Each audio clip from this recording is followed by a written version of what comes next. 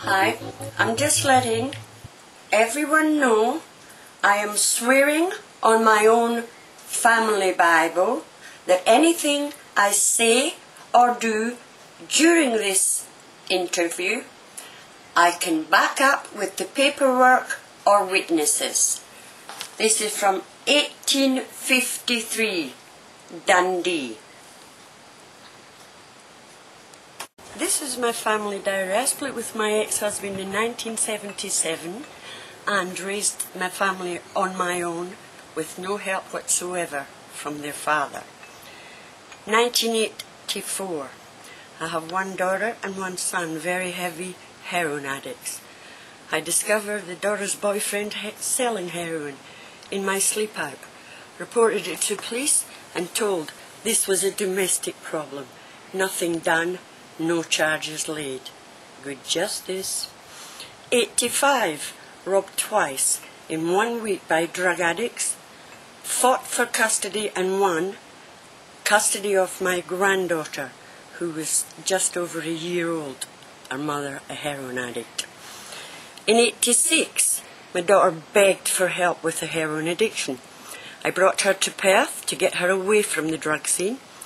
Her boyfriend then shot all the windows out of my car, said that was my warning, and threatened my life because he wished to know where my daughter and her child were, and of course I wasn't going to tell him. At the same time, I also fought off a rapist who I discovered later had raped one of my daughters. I spent several years in and out of court fighting on behalf of my family. At one stage, I even resorted in desperation to cuff a son with a ball and chain on his ankle in an attempt to stop him from leaving the home to steal to feed his habit. 89. Still struggling with 2 heroin addicts. Borrowed against my home to help my eldest boy start a business, hoping to involve those addicted and make them see sense. After only 3 months, I faced the second worst week of my life. When, one Thursday evening, my eldest came, he informed me he was addicted to amphetamines and had gone through the $30,000 borrowed from me against my home. I was devastated, knew I would have to sell my home. The following Saturday, 11 o'clock in the evening, I get a call from Tasmania telling me my youngest daughter had lost her baby to cot death. There was no plane at this time of night, so I had to wait until next morning to go to her. I went through a small service in Tasmania, then proceeded to pack up her home in order to bring her back to the family in Melbourne. She would not leave the baby, so I arranged to bring her baby's body with us and buried him in Melbourne. After the funeral, I spent several days in hospital to grieve, as I couldn't grieve at home with kids and grandkids around. I also knew I must sell the home, as I couldn't afford the mortgage and the loan repayments for the $30,000. 1990. My middle daughter and youngest son still heroin addicts. I was spending weeks at a time helping through withdrawals, sickness, court appearances, and on Boxing Day I'm awakened and told my addicted daughter had jumped off a 4-story balcony and was very lucky to be alive. She broke her arm, jaw, pelvis, hip, leg, and was flat on her back for 6 weeks. My poor granddaughter witnessed this, so again I took custody. I was still going through hell, courts, drug withdrawals and financial struggles. 1994, Aaron, my eldest grandson, is in a car accident and in a coma on life support. He is left a quadriplegic in a locked-in state, can only move his thumb and eye to communicate. He's fed through tubes and wearing napkins. This is heartbreaking. The chap who caused this was only fined $250. Some justice. 96.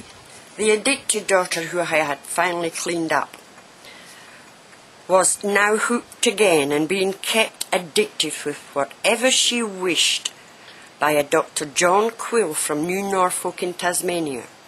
We were living on an island where I thought she would be away from all the drugs. This doctor was up on pornography charges, bestiality, with his wife included, and was keeping several girls addicted for his own sexual gratification. I reported him to the police, but nothing was done. Boys broke into his surgery and took videos to the police, and he was finally brought to court. I don't know how, but he beat these charges and was only struck off the medical list by the AMA, as he was still supplying drugs to young women on my daughter's Medicare card. Again, great justice. 99. More horror and despair. I found out my ex-husband has been molesting one of my girls as a tot. I know from 5 years old, but maybe younger. I was devastated and desperately wanted to go and kill him. I went through months of sadness and depression. Couldn't do nothing as my daughter didn't want to bring it up and go through the horror. 2000. My grandson Aaron is very sick again. On the same date, the 16th of January, he is in a coma and on life support again. I went through hell of not knowing whether he would live or die, but he fought on and is still with us. This was in 2000. I also received harassing phone calls from a girl my eldest was associating with. I have had several death threats from her, as I encouraged my son to stay away from her. On that account, my 2 sons were at loggerheads, as my youngest son could not understand why my elder one allowed these threats, then forgave this woman. It led up to major dramas, and my eldest, who instigated things, ended up in hospital with head injuries as a result. It upset me, but I could not be seen to take sides. It is heartbreaking for me to also discover my youngest is very ill with hepatitis C, which is still ongoing. 2001. My sons have another bust-up. Gary ends up worst.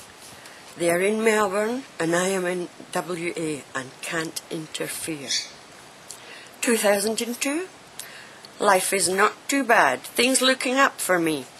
I'm starting a new career at 60.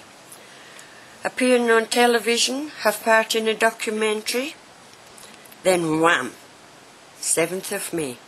My son Gary is shot dead in Melbourne by a prison officer.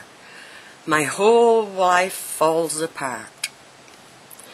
My son's dead after all my efforts to try and help him. The only good thing I had to look forward to is taken away as well. When Mary Ann Kenworthy fired me without any money owing or any warning. Well, I have seen Mary Ann do this to a few persons, so health hath no fury like Scotty scorned, and this time someone was going to give her a taste of her own medicine. I fought her as I was fighting for my son, but I did win that case, the first one ever to beat Mary Ann.